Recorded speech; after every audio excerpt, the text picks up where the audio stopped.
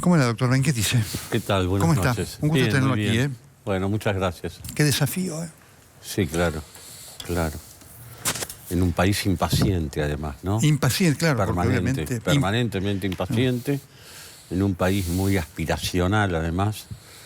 País donde los pobres sí tienen derecho a decir que no les alcanza, pero en este país todo el mundo dice que no le alcanza.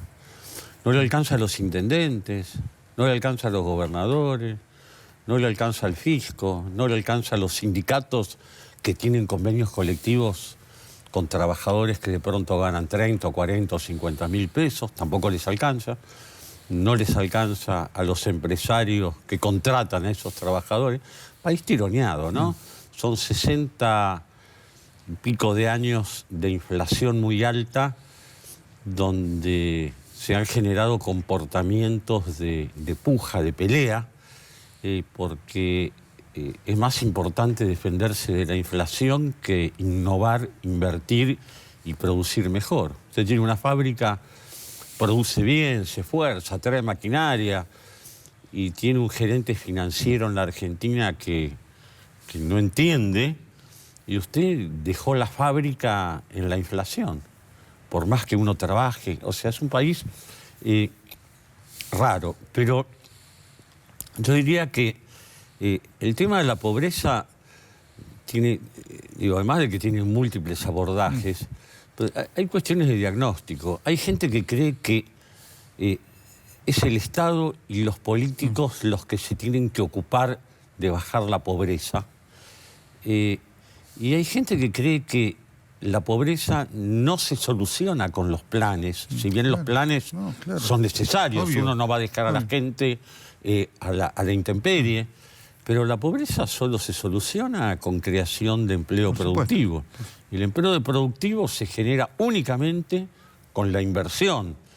Y la inversión en los países como los nuestros la generan 80% los empresarios nuestros, que en los últimos 60 años han invertido algo, pero hoy tienen, y me incluyo, 220.000 millones de dólares en el exterior, medio PBI. Bueno, el ahorro argentino financia empleo de alta calidad en los Estados Unidos, en Suiza, en Luxemburgo. Son los empleos que después faltan acá y que son los que generan estos índices, indicadores escalofriantes de pobreza. Es muy interesante lo que usted marca en cuanto a esto, lo que pesa la corrupción también, por eso yo decía lo que es tener gobiernos de ladrones, ¿no? Hay que hablar, porque es el mismo ejemplo. Cuando la corrupción se generaliza y se profundiza, los liderazgos políticos se caen. Y cuando se caen los liderazgos políticos es muy difícil poner un país a ampliar la inversión, que es el camino más lento, en lugar de emitir moneda, generar planes sociales y que la gente en el corto plazo la pase bien comiéndose las reservas del Banco Central, las reservas de gas, las reservas de petróleo, 10 millones de vacas, o sea, comiéndose el futuro. Los países, para ponerse en una senda del desarrollo, tienen que invertir mucho, mucho más de lo que invierte Argentina. Argentina invierte de todo lo que produce 19%. Corea del Sur invierte 31%, Chile 26%, China 40%. 26%. Bueno, entonces, usted de acuerdo a lo que invierte es lo que usted puede crecer. Y de acuerdo a lo que usted puede crecer es el empleo que puede crear. De acuerdo al empleo que puede crear es la cantidad de pobres que va a tener después de 15 o 20 años. Ahora, si usted invierte 18 o 19%, usted no puede crecer más de 2,5% por año. Y este es realmente el problema de la Argentina. Ahora, poner un país a crecer aumentando la inversión del 19% al 28%, digo, para que la gente que por ahí no sabe economía lo cuenta entienda. Muy claramente usted. La gente que no sabe economía entienda.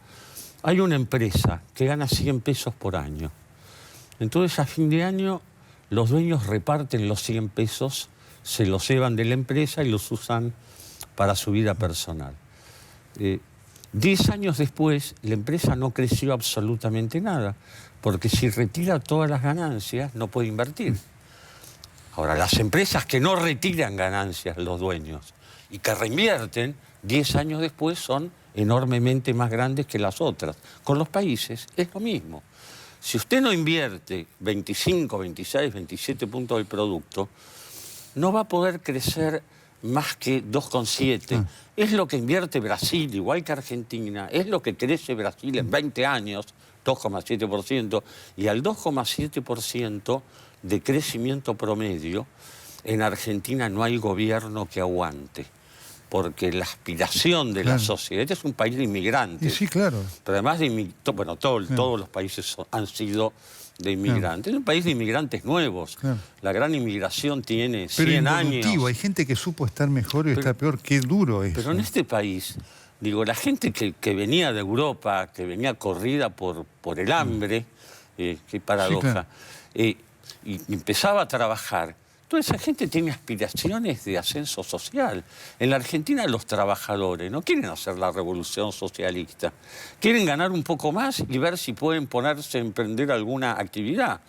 Las pequeñas empresas quieren crecer y ser más grandes. Todo el mundo tiene aspiraciones. A eso se vino a este país a eso vinieron mis abuelos hace 95 años. Entonces, digo, en este tipo de país, donde los gobiernos privilegian el consumo todo el tiempo, el consumo, el corto plazo, el consumo, el corto plazo, que después no se puede sostener, se ha desatendido a la inversión. Y sin inversión, la verdad, no hay solución. Con inversión hay solución, pero la solución de la inversión demora 8 años, 10 años, 12 años, en algunos casos como Corea del Sur, que inició su plan de desarrollo en 1963, le demoró 17 años poner el primer auto de su producción en el mercado norteamericano. Bueno, usted dice, esos países tenían paciencia. Cuidado, también tenían regímenes políticos autoritarios. Claro. Entonces la paciencia, la paciencia en China, en Corea del Sur, son regímenes autoritarios. En Singapur, en Malasia, esa paciencia se conseguía con autoritarismo. Por la resignación en los derechos. En los países como los nuestros, donde tenemos una democracia republicana y los dirigentes se tienen que validar ante la opinión pública, bueno, el sendero para progresar y aumentar la inversión es muy estrecho, porque si uno se dedica solo a empujar la inversión y no presta atención a la inclusión social, al desarrollo social, a ayudar a la gente, bueno, uno después corre el riesgo de, en la mitad del camino, no ser validado, con lo cual pierde la agenda. Con lo cual la Argentina no es un país sencillo de manejar, pero sí hay una cosa que es segura y este país ya lo demostró. A este país no le gustan los extremos del péndulo. Este país en los 90 creyó que toda la economía la arreglaba el mercado, la desregulación, la privatización de las empresas públicas y la apertura importadora. Y no nos fue bien, no aguantó. Aguantó algunos años y después voló por el aire la convertibilidad y de pronto, sin decir agua va, pasamos al otro extremo del péndulo, donde resulta que el mercado no sirve para nada, los empresarios no tienen derecho a ganar plata, la inversión que hacen los empresarios es capital social hundido, no tienen derecho a la rentabilidad, y de la pobreza y de los puestos de trabajo se ocupa el Estado. Bueno, la Argentina necesita conseguir lo que se llama el sentido común, ¿no? El justo medio, el balance. Digo, este país puede ser bien gestionado por centro-izquierda o por centro-derecha. Yo un poco en chiste, sin tratar de ser peyorativo, digo que lo pueden gobernar los exalumnos del Cardenal Newman o los exalumnos del Nacional Buenos Aires, pero por el centro y con buena gestión. De hecho, los países alternan entre centro-izquierdas y centro-derechas. Lo que no soporta este país es que volver a los extremos del péndulo me parece que ya están descartados. Hoy, ¿en qué punto estamos y cómo ve usted esta gestión? Yo lo que veo, digo, yo lo conozco al presidente de muchos años, porque en su momento, cuando yo era muy jovencito, trabajé con el padre, con Franco, y yo tengo la sensación de que él es una persona que está en un proyecto de desarrollo, que tiene clara esta historia de la inversión en infraestructura, la inversión industrial, etcétera. No lo veo como un neoliberal, no lo veo como un presidente que privilegie lo financiero por encima de lo productivo. Por supuesto, ha llegado y ha chocado. Este no es un país fácil. Y sobre todo cuando uno tenía que cambiar la agenda, había que cambiar el régimen.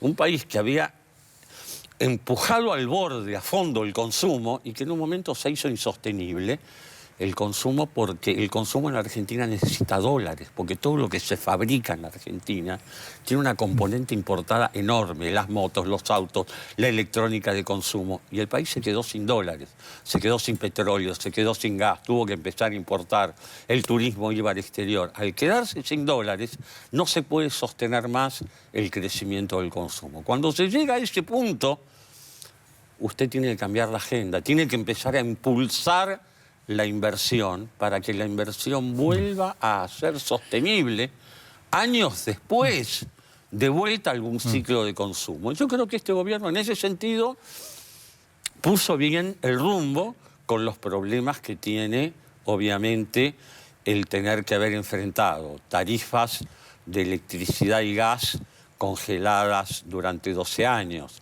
tarifas de transporte que, ojo, yo no quiero que se me malinterprete, de lo que tiene que costar un ticket de subte. Pero digo, no tenía que costar 4,50. Digo, no tenía que costar 15